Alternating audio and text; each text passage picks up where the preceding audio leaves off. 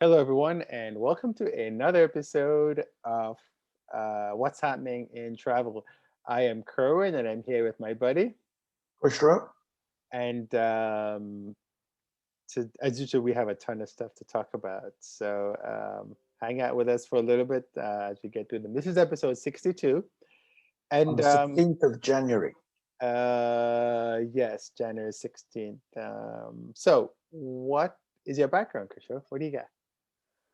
This is an Air Canada 777-300 ER landing. I just felt like the contrast of all the birds. I'm sure they weren't that close to the plane while I was landing, but it just gives it an interesting perspective. I know it's crazy. When I worked at Washington National, it wasn't called. What's the current name for it now? They call it Reagan National. Right. So it wasn't Reagan National yet. It was Washington National. National, yeah. Yeah. I still call it National only. Yeah, it was Washington National. Didn't have the name change, and this was when it only had the little that the airport was really just the old hangars at the other end of the airport before they built a new tower and all that. And they'd have cannons that would go off at the end of the runway to clear all the birds from time to time. Yeah. Yes? Oh yeah, there was a lot of birds that hung out there. I think it's because for some reason most of these airports are built next to the water, and for the noise, right? Because it dissipates the noise. But birds are like, well, this is my space, and so they all end up staying there. I'm actually watching a very interesting show on Smithsonian Channel called Ice Airport, Alaska, on Anchorage, Ted Stevens. Okay. And it's really very interesting. Yeah, that's a fun airport. I mean, yeah, that's a really fun airport. Before we get too sidetracked. I'm even shocked how that airport operates in the wintertime. Yeah, I'm pretty sure actually they focused on that. Yeah, I mean, because remarkable. It's cool, but you know the seaport, which is right across from the airport, is closed in the wintertime because the water, the lake freezes. Yeah. I believe it becomes a runway though. That lake. Well, it could if could if needed, but because it's frozen all the way through. Yeah. And I would think that the seaplanes would still operate with skis, but they don't. No, they actually talk about that. You should watch it on Smithsonian Channel. That sounds good because I've been to that seaplane base, and I'm like, oh, you have? Oh yeah. I did a Facebook Live at it a few years ago. And it's cold, Cushrow. It is cold. Yeah, I'm sure it is. I have to dig up some pictures. It is. But really I think cold. they do such an amazing job, and they get so little credit for it. The way they keep the runways clean and all that sort of thing. It's funny. We take it so for granted. We do. Well, the photo I have is, and I always have to move to the side. I always seem to get these photos where I'm sitting right in front of the image. It's just really bizarre. I guess I have to. I guess if I do that, then I'm just a little floating head. This was in Windhoek in Namibia, and it's 7:30. Wow. Taking off from the Windhoek airport. And I was like these photos with the light shining out of the clouds. Yeah. All right. So what have we got? Let's see. So many cool stuff going on in the aviation industry. All right. So this is one of my pet peeves about flying. And I'm so glad that we have, I guess, mandates that's kind of somehow controlling it. So this is all about people flying with their pets and saying that they're comfort animals, so they can pay nothing for it on planes. And the DOT has clamped down on that, and the airlines have changed.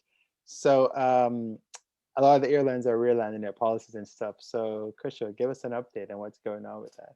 Who's doing? So this has been a huge complaint, apparently, among flight attendant unions in the US.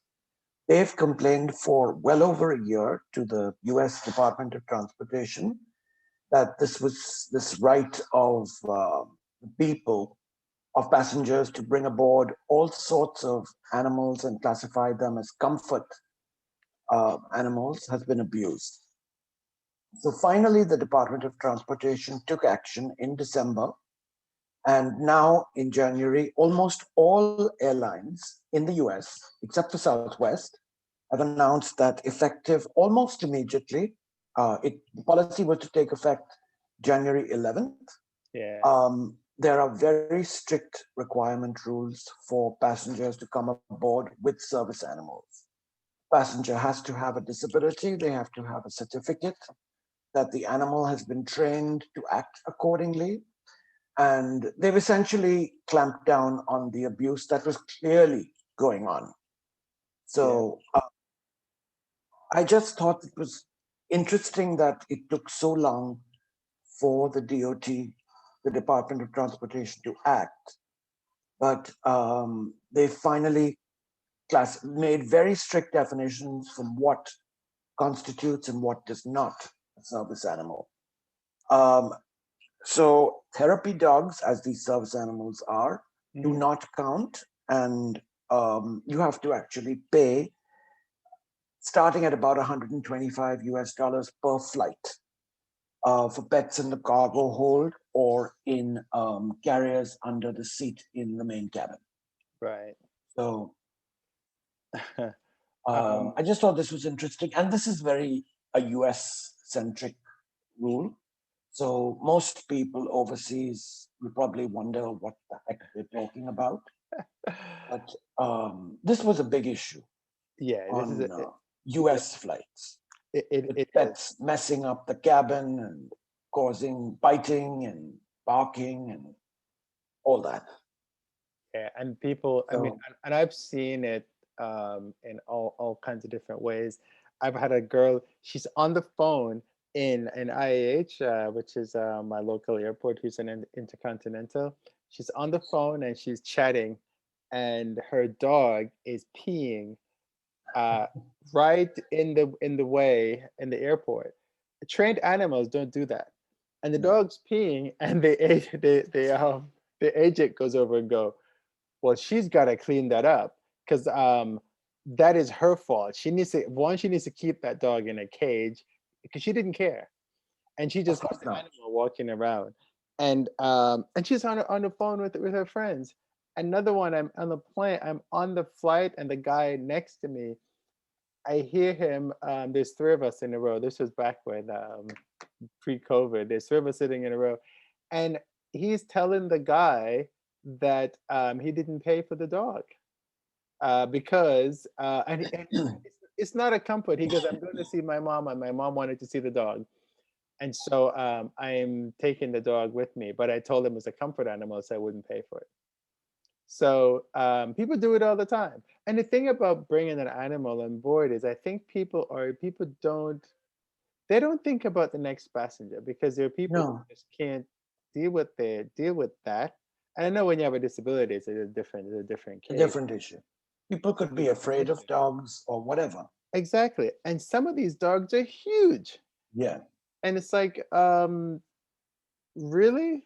Yeah. So I think this is what happens when you have a rule and people bend the Abuse it. rule and abuse the rule, and then you lose it.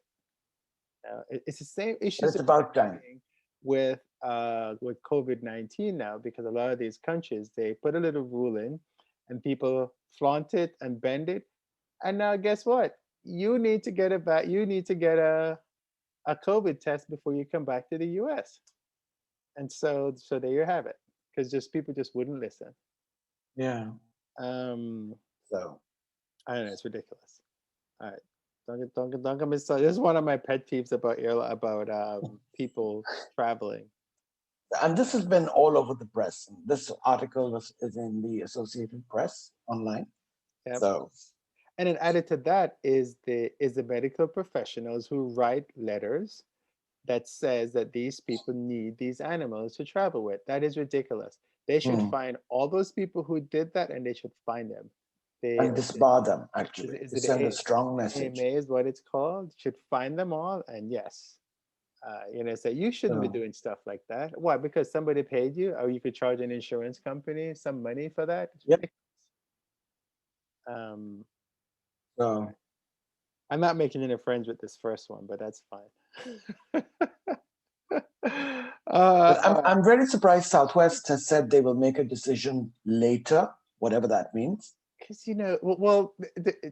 I think the people who Southwest, they probably don't have the problem that the other airlines have. They probably have a very small number of people who fly Yeah. Southwest, who bring quote unquote comfort animals on.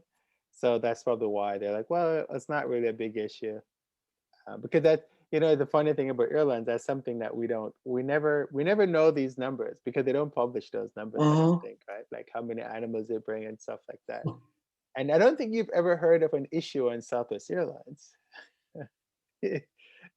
You've heard of it on the other airlines, but never.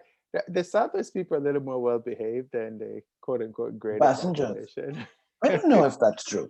I really don't know if that's true. Yeah, I don't know. But Yeah, but obviously, um, they don't. If they had a big issue, they would have come out and yeah, done I something agree. already, just like the other ones.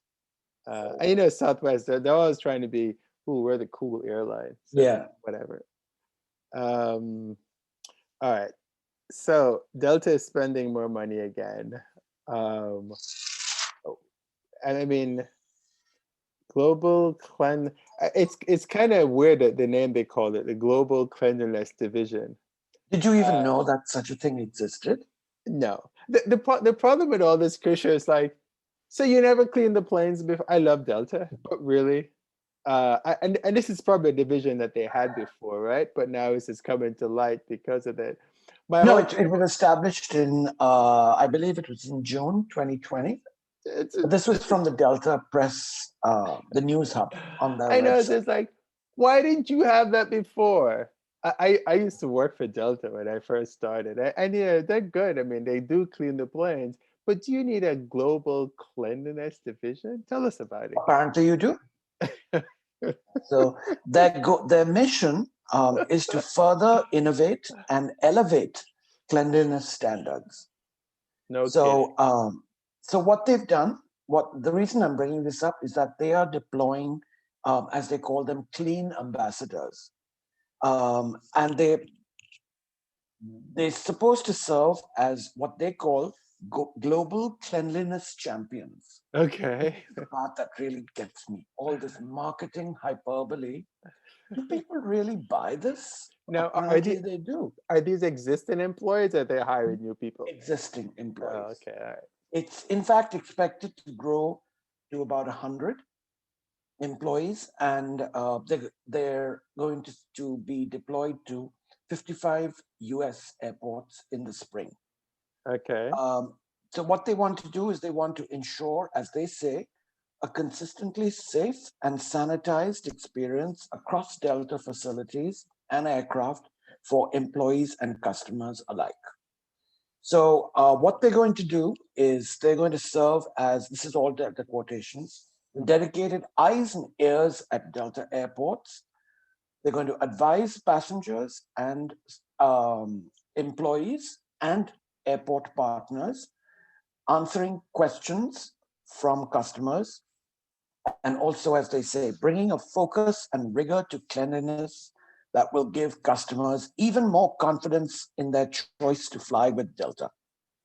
But I think this is the one thing that actually makes sense, is that they will also oversee a quality assurance program, because they're working with Mayo Clinic, which is a pretty big hospital here in the US, Right. with Emory University in Georgia, in Atlanta, and RB, which is the maker of Lysol, which is the disinfectant that Delta uses all across their system. Right.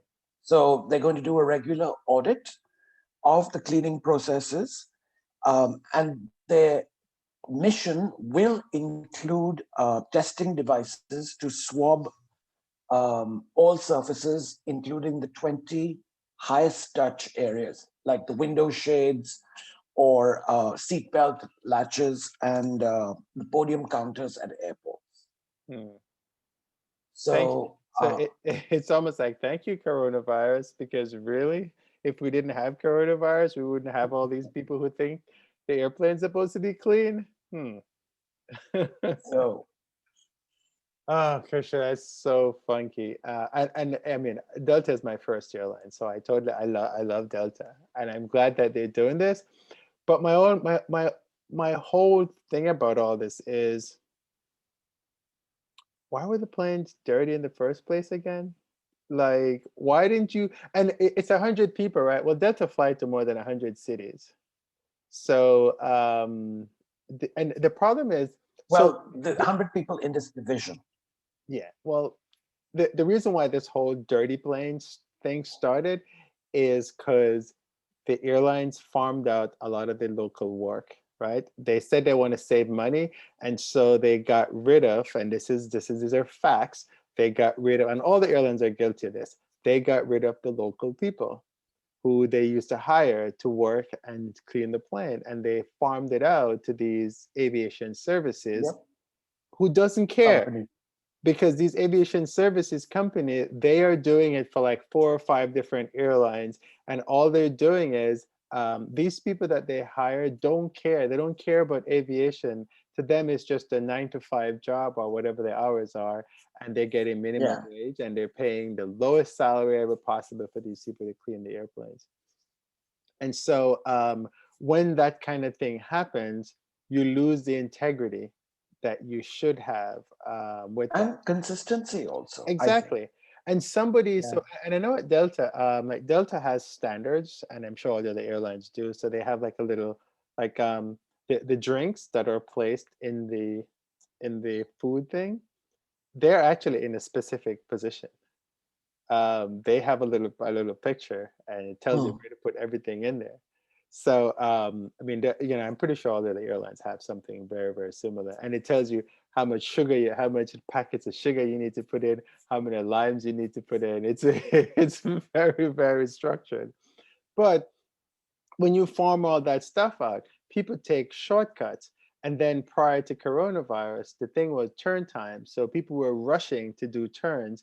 They would start to clean the planes even before the passengers got off. So a lot of people they were trying to cut corners on this, and now they've realized that, well, we shouldn't have. This is stuff that we need to do. So I'm glad that they're doing it. I just hope that they're going to keep it up After all after this all this dies down. is done. Yeah, because I mean, you and I are flown on planes and they're dirty, and they just it's even worse when it's dirty and it's the first flight of the day, and you're like, well, the plane sat here all night. Why didn't you clean it? Ugh, So ignore. Um, all right. So glad that they're doing that. And all right, WestJet. Uh, oh, uh, they're they what are they? are, Oh, 737 Max. Or yes. is it, has the name changed, or is it okay? No. Mm-mm. Okay. Haven't heard anything more. Uh, Everyone still refers to it as the Max. that's funny. So, in all probability, they will likely be WestJet, that is, in Canada, will likely be the next airline to reintroduce the 737 MAX into their schedules. Actually, it's supposed to start in on January 21st, but a lot of this depends on the aviation agency in Canada, which is called Transport Canada, Mm-hmm. approving the aircraft for return to service. And it's from what I've read, it hasn't really happened yet, but it better happen soon because the 21st is like next week in a few days. Ah, okay. So what they're going to do is they're only for the first month they're only going to operate 3 times a week um, between Calgary and Toronto. It's the 8 a.m. departure from Calgary, Yeah. and as I said, it's going to be a MAX aircraft for the first month for 1 flight a day in each direction. But given that there are 6 flights a day between Calgary and Toronto, passengers who don't feel comfortable flying on a MAX can easily be reprotected on other flights. They currently have 13 of this aircraft in their fleet. And to date, it's unclear when Air Canada resumes operations with their 737 MAX aircraft. Oh, And okay. United starts in a fairly big way in early March. Yeah. So I think we talked about that earlier in a previous episode. Yeah. And I was telling you earlier that I saw on Twitter that United is doing some tests in LA. So they're doing some LA to LA flights. Okay. On the MAX. It'll be interesting to see the Canadian passenger response to getting on a MAX. But will we hear about it though? I doubt it. Yeah, you'll probably see it. I'm trying to think of who covers. One of these American guys will go fly WestJet. One of the Punch guys will probably go fly WestJet so they can cover it. So we'll see what they have to say. Yeah. So what's the next topic? All right. So the MAX is flying. All right. Well, let's go to London and see what British Airways is up to. So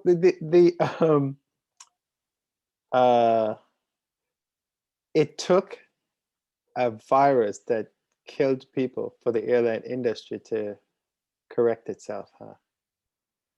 Because so many things have changed just because of COVID-19. Yes. And the thing is that, when we talk about food on board, that's one of the things that people have always complained about. The airline food is terrible. So what is British Airways doing with their new menus? So the BA, again, this is from the BA Media Center on the website. Yeah. They made it sound a little grand, which is typical of marketing hyperbole. Yeah. But this is really something the US carriers have done for years. But what they did is that they teamed up with a Michelin-starred chef called Tom Kerridge, a British guy. Yeah. As part of the airline's 2021 focus on EuroTraveller. Now, this is the cabin on short to medium haul within Europe in economy. So what they've done is they've established this new Speedbird Cafe, and most people, well, at least the younger set, probably won't know what Speedbird is, but it was that logo, the gold logo on the BOAC aircraft. Yeah, and it's a call sign for British Airways. Speedbird. Is that right? Oh, yes, I should know that. I should know that. Yes. Yeah. But the insignia is that arrow-looking thing. Right. So that was a classic. But anyway, this is a new pre-order menu for short-haul Europe, also called EuroTraveller in BA lingo. It will continue to offer, as they say, complimentary refreshments, which include water and or breakfast bars and or crisps, which are potato chips. But now, with the Speedbird Cafe, you can pre-order menu items. But you must pre-purchase your meal before flying to receive your first choice. And you have to pre-order, I believe, 12 hours before your flight departure. And this was part of an announcement by BA that they have finished their Wi-Fi installation across all their Airbus narrow bodies, which is apparently a big deal. And they've also said that given that a lot of BA's flights are international outside the UK and short haul, you have the ability now to pre-order duty-free items directly to your seat. So they use this as a reason to save weight as well. Okay. So they don't normally carry, which makes a perfect sense. Yeah, you don't have to go down the aisle and less interaction with people. That's the weight of all that merchandise. Yeah. So, yeah, you can get your food, your drink, and your in-flight retail items up to 12 hours before the departure of the flight. And some items I noted down, and these are very British, like the warm steak and ale pie, there's ham hock and smoked cheddar sandwich, spiced cauliflower tortilla wrap, which is a vegan entree. Mm-hmm.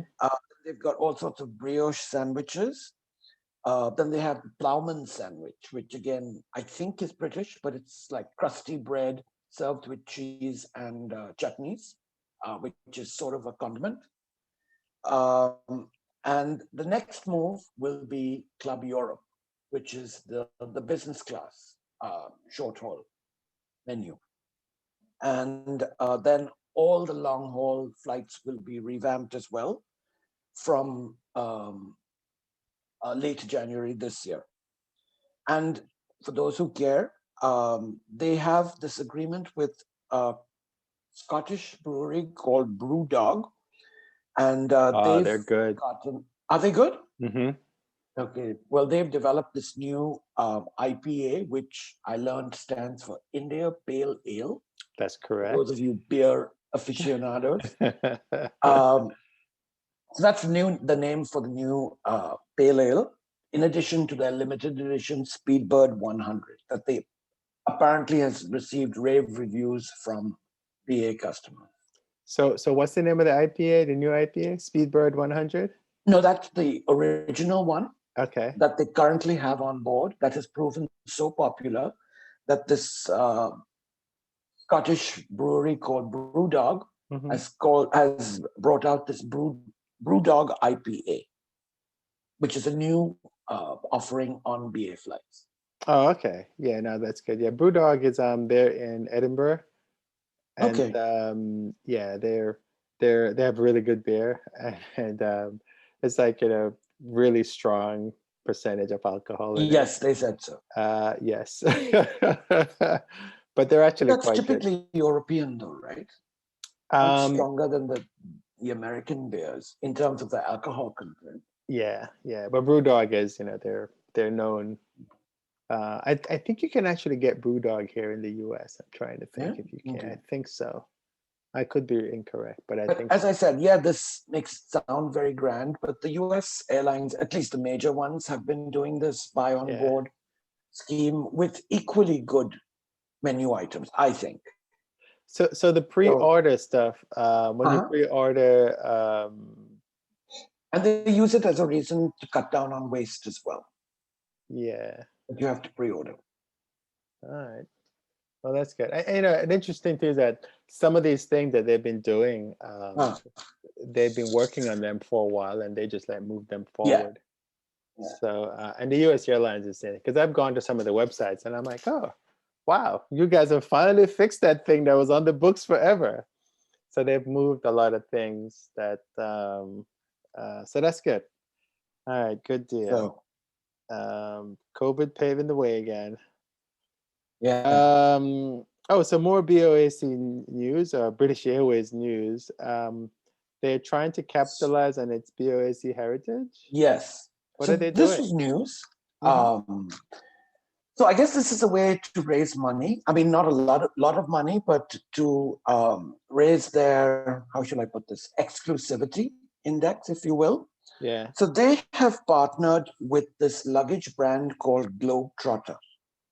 And they've done it since the 60s, where this company produced luggage for BOAC flight crew. Right, again, starting in the 60s.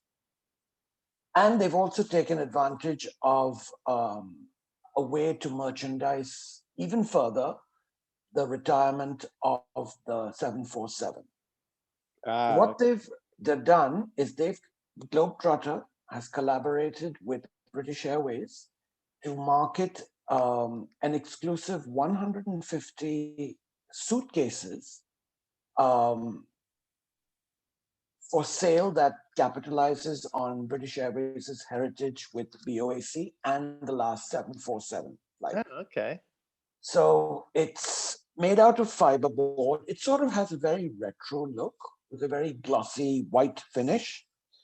And it has a hand-painted Speedbird logo on the outside and a piece of a BA 747 on the inside. That's a little cute touch. But one of the first things I thought of is that now with that metal piece in the bag, it's going to trigger security alarms. So, but they've still, that adds to the appeal that this little bit of metal in my suitcase came from an actual BA 747. The lining has a silhouette of profile actually of a 747, but the items, as I said, there are only about 150 of them to be sold. They're only available at Globetrotter's flagship retail stores, which are in Piccadilly in London and at the Ginza in Tokyo. And they begin at 1,900 pounds, which is about US dollars 2,600. So just to drum up a little bit of interest, they're auctioning 2 of these on this site called bid_in.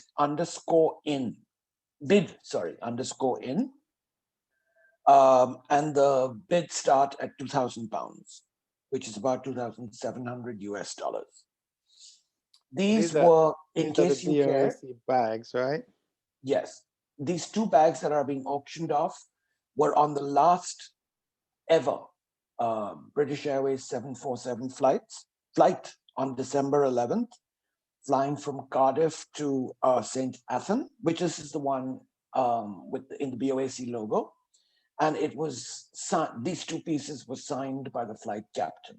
Okay. So you have to have a lot of money to buy these suitcases, but I'm betting that they will sell out. They'll be sold out in no time. So I was trying to see if they're already on here, but they're not. And these have been released to celebrate the spirit of the jumbo jet age. Again, I do not like this marketing hype, but there you have it. Well, you have to do it, right? I mean, but do people buy it though? Still, yes, they do. Or do they roll their eyes? No, they buy that stuff, dude. No, the nomenclature. Buy the items for sure. Yeah. Yeah. The marketing works, and so yeah, and it's good that they're doing that, at least to get. And these are handmade, by the way. I thought machine made would be more durable, but apparently not. Yeah, no, that's good. That's good. So, all right, good deal, BA. Yeah, salute them for trying to bring out every bit of 747 nostalgia. Well, you have to. They're just going to be parked doing nothing, so you might as well.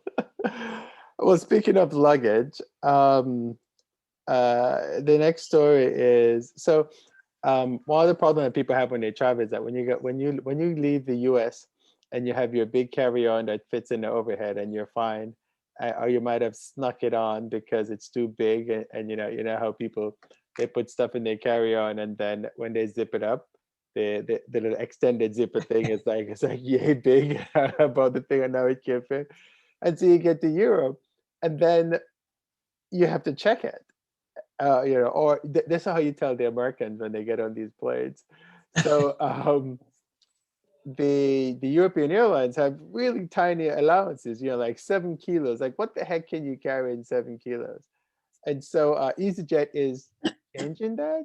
Like, how do you get smaller than what you already allowed? So they're going to get flack for this. You know it. Oh, absolutely. If they haven't already. Yeah. But they say that they are now in line with Ryanair and Wizz Air of Hungary. And their claim is that they are doing this, of course, to improve the boarding process and punctuality. So what they've done essentially is that for most passengers who pay the standard fare, right, you could take one carry-on piece of luggage that has a certain dimension that would fit in the overhead lockers, and another piece that had to fit under the seat. And they were the most lenient. Oh, they were? Yeah, EasyJet they were the most was lenient, yes. Okay. Well, they've cracked down and said now a standard fare passenger is only eligible to bring on board a piece of luggage that can fit under the seat ahead of them. And the charges to bring an additional piece of carry-on luggage range from about £8, which is about $11, to about £24, which is about $33. But this also gives you the option to get a seat in front or at the back of the aircraft with extra room. And but this rule is, as I said, only available to passengers who pay standard fares and is not applicable for flexi flyers who add on all sorts of other charges, get some sort of flexibility in their bookings, and also for the EasyJet frequent flyer program. First of all, I didn't know that EasyJet had one, but clearly they do. So they are still allowed one small piece of luggage that has to fit under the seat and one larger piece of hand baggage. So this was supposed to start on is supposed to start on February 10th. And for passengers who have already booked flights post February 10th, they will be given the option to check the bags in for free. Now, BA in comparison allows one large and one small piece of carry-on luggage. Right, it makes sense. EasyJet is flying at about 20% of their winter capacity. And just as a point of reference, they've cut their staff by about 30%. Yeah, so they're just trying to make some money. Yeah, but again, you get what you pay for when you fly these carriers. Yeah, but it won't stop people from flying. They'll just complain. Of course not. They'll shout and scream about this, but in the end, they will. That's why Spirit makes money. They're terrible. Yep. So people say, because I haven't flown Spirit yet. Okay. Yeah, I haven't. But the only reason why I haven't flown them is because I'm afraid I have to check my backpack. And I'm like, it's just probably will. And it's a small backpack. I'm like, I don't need to check my backpack I sound like a regular flying. It's a small backpack. Although I did talk to a Spirit agent, and she goes, "No, I mean, if you have a backpack, it's fine. But my luck, I'm just going to get an agent. That's trying to clamp down. So, and I don't want to argue with those agents. So when I fly Ryanair, I pay to check my backpack because I know they're going to give me a hard time, and I just don't have the patience to, well, I shouldn't say the patience. I don't have the energy to argue with an agent for no reason, because it's not their fault. They're just enforcing whatever the rules are. All right, EJ, no feather, EasyJet, no feather in your cap here. All right. Coming across the Atlantic. So there's an airline called Norwegian, and they've been flying across the Atlantic and intra-Europe. They have really good fares. And Asia. And Asia, that's right. And they have really good, Asia. And they've been accused of all kinds of stuff with Asia because they hire Thai flight attendants and they pay them less than flight attendants in Europe and all that. But they've been having issues because no one's flying across the Atlantic now. And Kushrow's going to tell us what are they doing to quote unquote fix that. So as you mentioned, Norwegian sort of, I would say, revolutionized long-haul, low-cost travel. Yes. Fairly recently. This is post People Express and Laker Skytrain in the, 60s, 70s, 80s. Mm-hmm. But they have been in, as they call it, deep financial straits for a while now, even before this pandemic. Yeah. Well, they finally bit the proverbial bullet and they ditched their entire long-haul schedule, which is 37 787 -8 and -9 aircraft. And they are now going to focus only on 737 aircraft, short and medium haul. They currently have 132 aircraft in service. Right. But the board of directors has specified that for 2021, they should be limited to 50 737s. And that number rises to 70 by year end 2022. So what are all markets? Sorry? What are they doing with the Maxes? They've got them. They're not getting rid of them, as far as I know, Okay. but they haven't really announced when they're starting, because it all depends on EASA, right? EASA. But that's also a part of their international fleet. That is correct. Yeah, That they is fly those to Stewart. That's correct. Okay.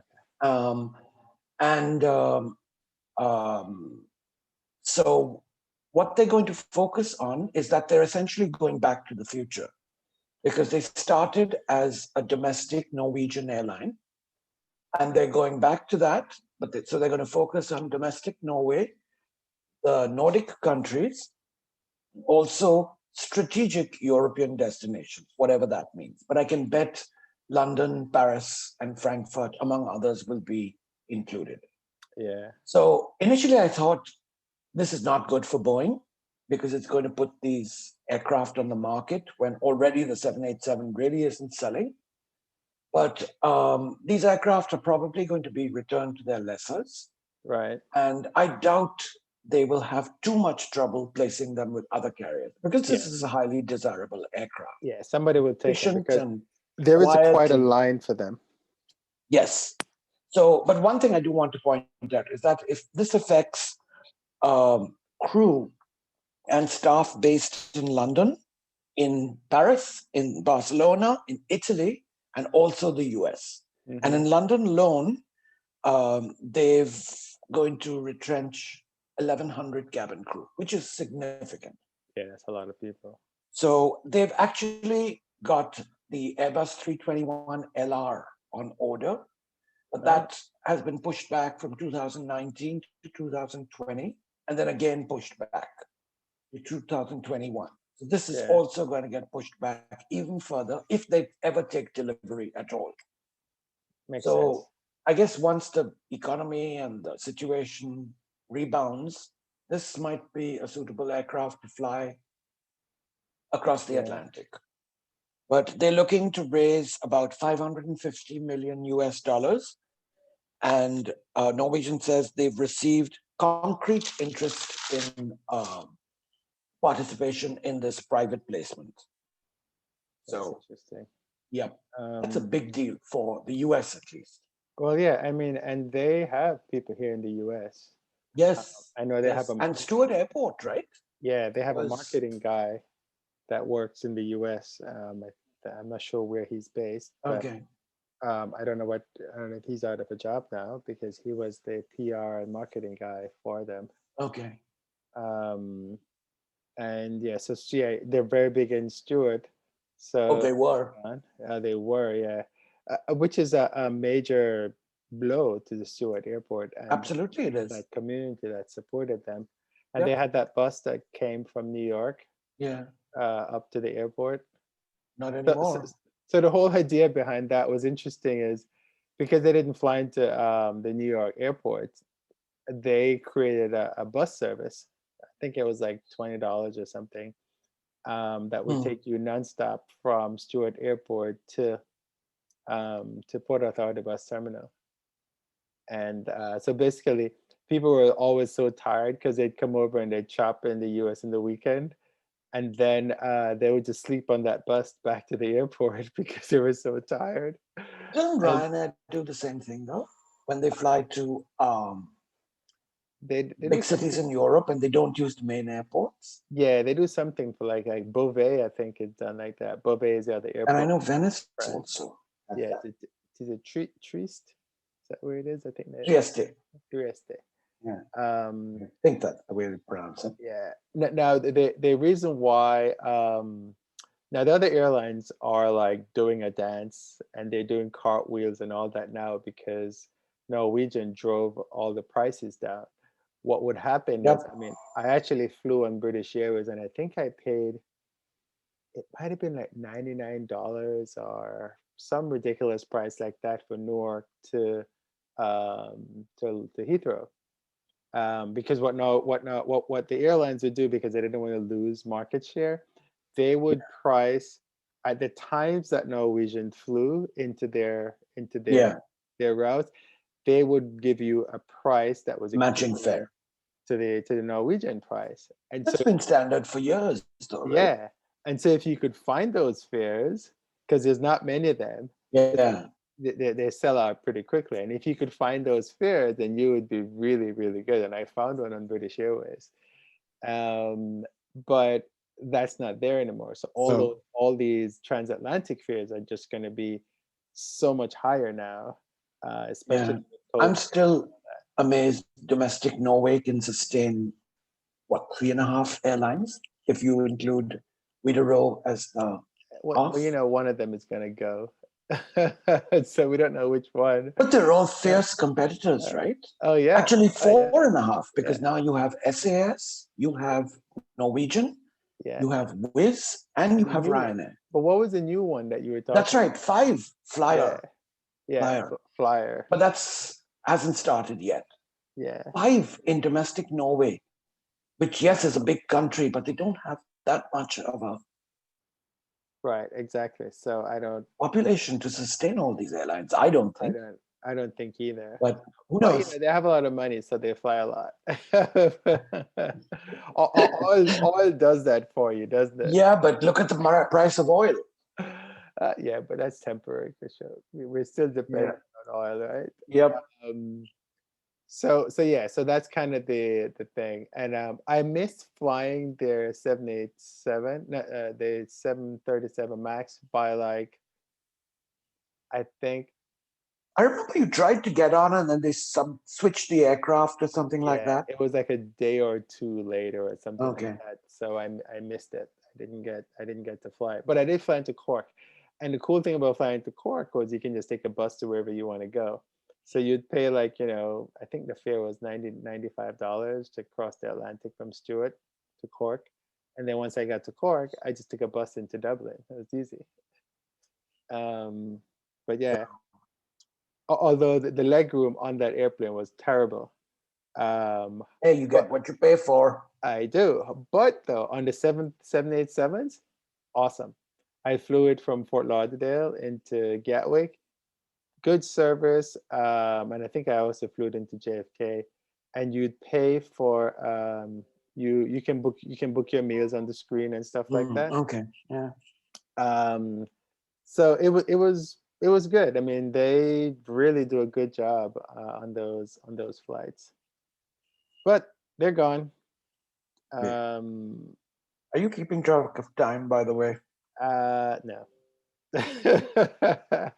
I figure we'll just do all the airline ones, and then we'll Okay. yeah. So what's the next topic? The next topic is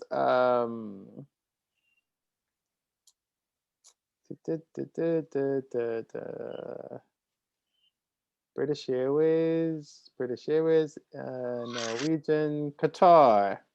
So Qatar plans a future with only 5 A380s. Really? So this was announced January 14th, and again on CNN Travel. So this Yeah, is well established. This was a very weird story. I don't know I how this know. can be sustained, but they have 10 380s, Qatar Airways, that are Yeah, currently grounded. Well, on the 14th at the Kappa Live conference, um,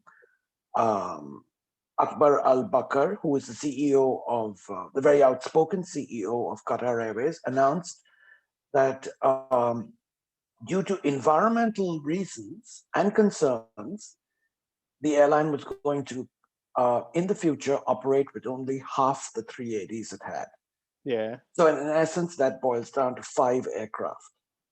Now, I don't know how this can be sustained in terms of a cost basis because it's just not, doesn't make any sense to have a fleet of only 5 aircraft, especially one that's as expensive as 380. But as I said, he specified that it was the worst aircraft when it comes to emissions that is currently flying. Just as a point of reference, Airbus estimated about 600 deliveries, but ended up with barely 235. He did, however, this Al Bakr CEO, who right. most people know is extremely outspoken, Very. he expressed support for the 787 and the Airbus 350, in particular, the 350-1000, which he said has exceeded Qatar's expectations. But I just thought it was interesting that he would suddenly, or maybe not so suddenly, turn against the hapless 380. So more evidence that this pandemic is going to slowly but surely eliminate this aircraft from commercial service. How many do they have now? 10. Ah, okay. So, I mean, I can see them needing it for London, maybe Paris, maybe Frankfurt. But, well, I mean, people aren't flying. So people aren't flying. You don't need a bigger, you don't need a... Right, but they will start flying again, right? They will. Because, we got the vaccine going if people will take it. And if we can get enough. Yeah, but then the issue with these, we're talking about planes and stuff, is the whole getting enough is kind of weird, but it's a whole other story. Another thing for the 380, and I guess even the 777, is that the Q suite in the front. I don't know if they can do that with the real estate that they have on a 380. Can you do, because it's too small to put two side by side, and too large to put two side by side, and too small to do one in the middle. I don't know that for a fact, but I'm just guessing. Given that the 380 is wider. Yeah, I know they had some issues with but I don't think they had issues on the A380. I think the issues might have been on the smaller plane. I think that issue with the 787s. 787's about the same width as a 350, right? No, but the seats, they had something to do with the seats, like they couldn't have the 4 in the middle, which I think they had on. I'm not certain, but I know they had some issues with that. Okay. Because the 4 on the 777, they can do the 4 easily. But I think on the 787, because it was a little narrower, they couldn't do some of the stuff that they wanted to. Maybe some of you guys listening can clarify that for us. Well, I mean, at least they didn't completely get rid of them, but they probably will have to eventually, right? Okay, hold on one sec. Let's see. The next topic we have is, it's more about Qatar. So,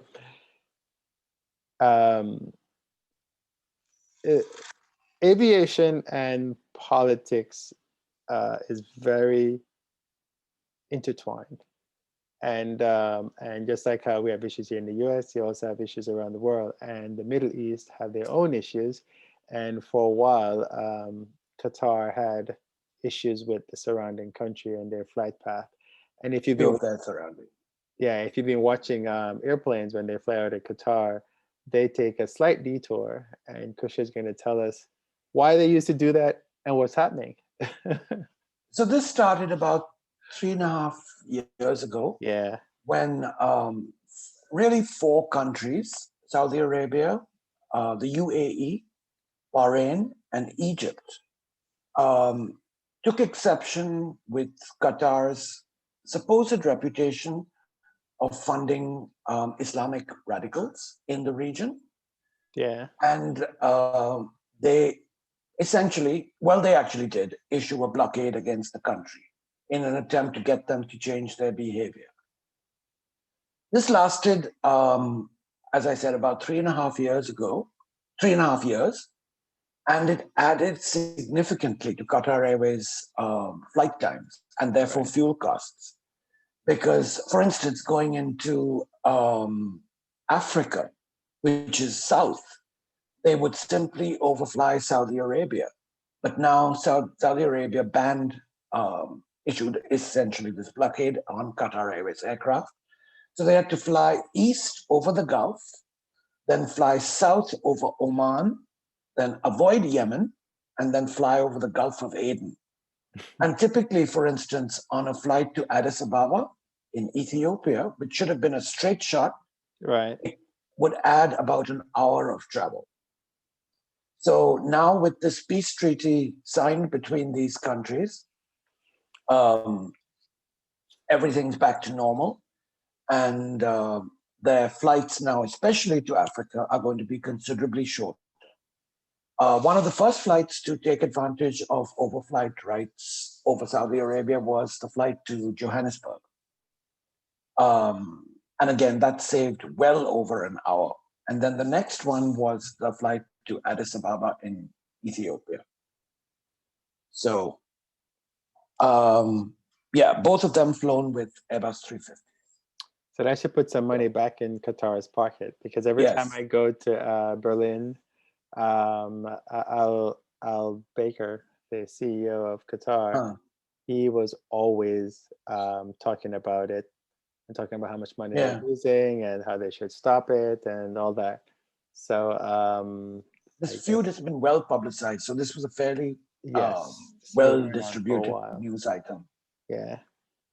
So interesting. So aviation is, you know, the politics of aviation is quite interesting. All right. So the other piece is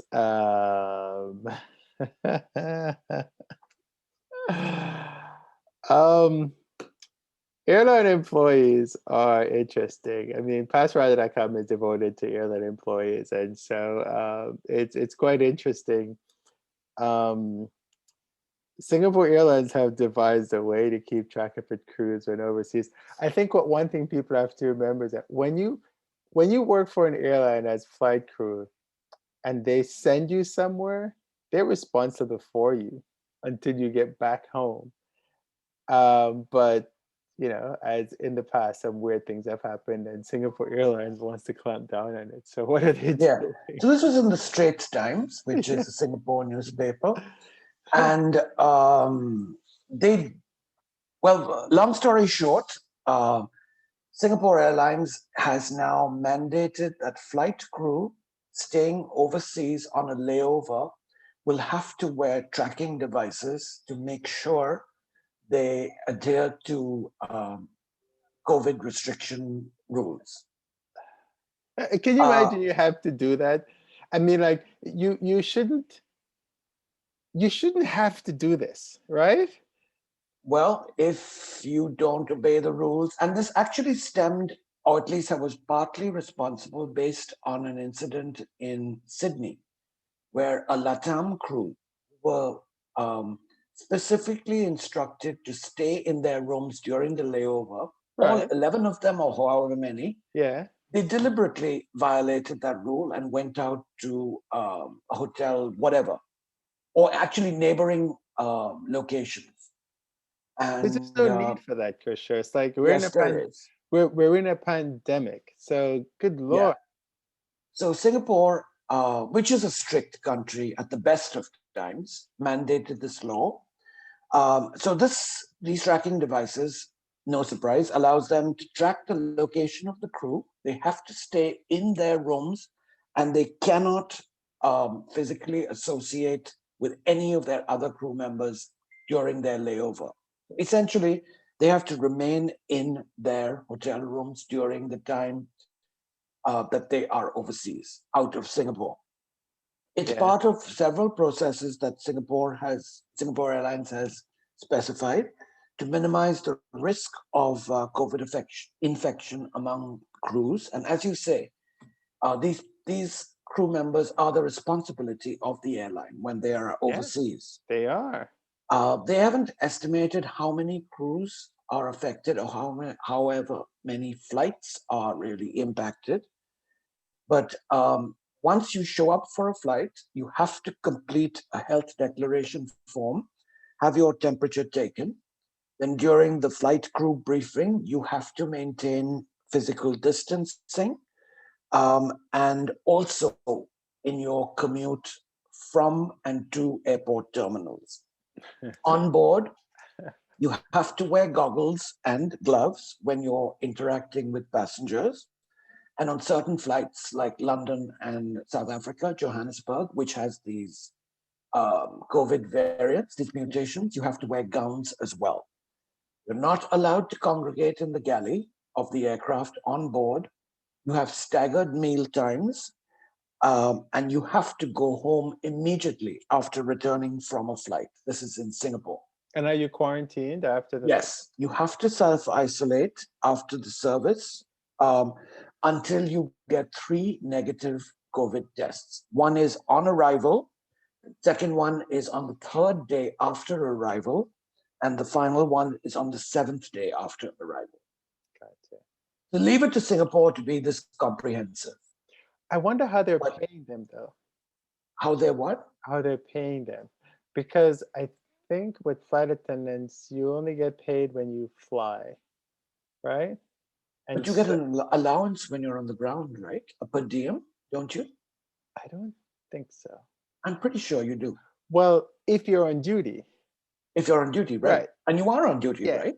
Well, yeah, but normally when you come back home, you're done. You're done Oh, I see what until, you're saying. Yes, you're right. You're yeah. right.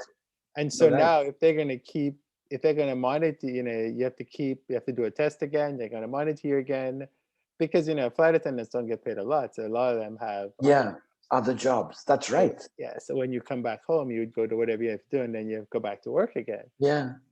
So I don't know how I they're guess doing you're it. out of luck. Yeah, or maybe they So, continue to pay you the whole month. So you get paid differently now, since they but need. aren't you really paid on a monthly basis and not on a per flight basis for a flight No, attendant? no, I think you get paid by flight, because you always hear the flight attendant talk about it, that Okay. when you clock in, whatever they call it, Huh. you get paid from the time the aircraft pushes back to the time it stops at the other end. And if you go to another Okay. country, then you get time away from base pay. Hmm. Yeah, I don't know exactly how it works, but I think that's what it does. And again, if somebody knows exactly how flight attendants get paid Yeah. and stuff like that, But please let us know. I'm curious to know if any Western airline will dare to do this. It's COVID time. But the thing is, the thing that bugs me about this, Kusher, is It shouldn't be necessary it shouldn't to be do this. necessary, Yeah, but it is, because these are professionals. right? Apparently not so much. It's not like we yanked you off the street or something and say, "Go Yep.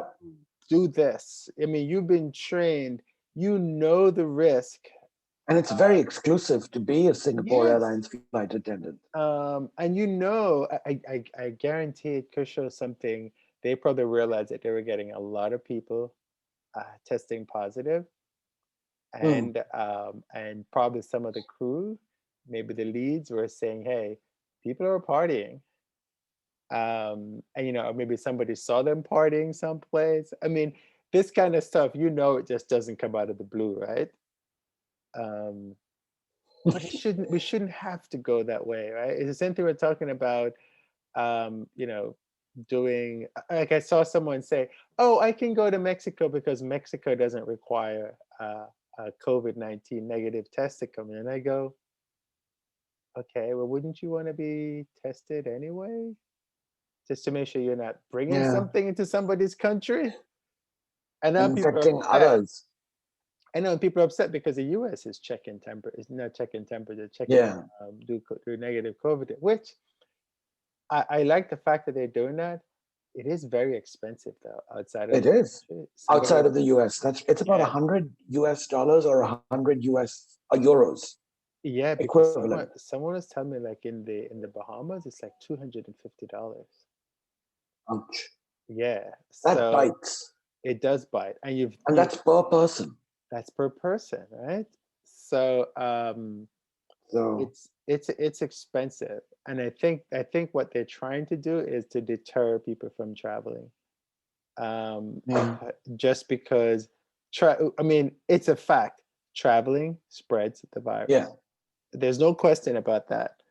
Um, So and so they're trying to stem it somehow. Um, but yeah, it's and we know people traveling don't care about quarantine, because that woman was flying to New York when she was complaining about the kid with the mask. She was flying to New York for the weekend from a state where it's not allowed for her to do that. And so that's the yeah. same thing we're talking about, people using cameras and filming stupid stuff that they're doing. And it's like, you're breaking the law. Why are you filming yourself breaking the law? So yeah, it's interesting how all that happened. Well, I'm pretty sure that the airlines that I'm pretty sure the other airlines that can will, or at least come up with some other way to minimize. I wonder if will show leniency if someone violates this, and then goes out of their room. I doubt it, given I doubt Singapore. it because yeah, they're very strict, and when you think about it, Kushrow, it's like they have the health of an entire airplane. That's right. Right, you're risking the entire I operation. salute Singapore for doing this. So we've cleaned the plane, and then you went out last night and hung out with somebody with COVID. So you come back and you totally infected everybody without knowing it, because you don't know yet, right? It takes a little while. Yeah, it's crazy. That's what I think I'm talking about the other day, that the travel entities are trying their best to come up with ways so that we can restart travel. And every single time they do something, there is somebody complaining on the side, or somebody who thinks they're above the rules and go, and then they post it on social media about, oh, they didn't check me when I came back from Texas into New York, although you should, there's and I see a lot of airline employees doing it, and I see them online talking about it, that when they're traveling, they're breaking the quarantine rules and they're saying, oh, nobody checked. I'm like, and I just don't understand that. But anyway. And actually, maybe several weeks ago, there was a European airline, a flight attendant in Singapore, who was warned about not leaving their room in Singapore. And they, I think, either unwittingly or knowingly went down to the hotel lobby, and they, I believe, arrested him and held him. And I'm not sure what happened to this person. I know it. I don't understand why people would. It would be good to that the people who've broken the rules and caused this to happen, you would really want to sit down and ask, so tell me, what happened? What was your thought process? Yeah. When you knew? Well, you knew that you knew that what you were doing would create a problem. You knew that you worked for one of the strictest airlines, essentially illegal. Industry. Yeah, and so I don't. Is it just he just wanted to get away with it? Do you think he could get away with it, and nobody would bother you? So I guess you cannot even go and get ice, really, right? Yeah. If you want ice, you'd have to ask for whatever. But yeah, I mean, they deliver stuff to your room, right? You can get room service or whatever it is. And I know we're humans, right? So we're accustomed to, we don't want to be, cooped up in a hotel room. Isolated, everything. Yeah. No, I get that. Stuff. I get all that. But you've gotten the ability to, the airline have created a process so that you can stay employed, because and stay safe, right? Your fellow employees are learning. And yeah, I don't understand it. Maybe I'm just weird. I don't know. So is that it for this episode? Yes, that's it for this episode. Because that's about what we have. The next topics we have would take another hour. So, all right, everyone. So, if you're listening to this episode, and we had one question about airline flight attendants, right? We wanted to figure how do flight attendants get paid? Do they get paid? Is it the block time? We were just trying to figure out how the Singapore thing is going to work. So if you know how that works, and what was the other one? There's another question we had. No, I forget. Me too. But anyway, this has been another episode of What's Happening in Travel. As usual, Cushrow and Cushrow comes up with the cool topics and we talk about them. We strip them from the headlines pretty much, and then we make them our own. So I'm here with my buddy, Cushrow. and Akusha's getting much better at this now. and Kerwin, wrapping up episode 62 of What's Happening in Travel. Talk to you guys soon.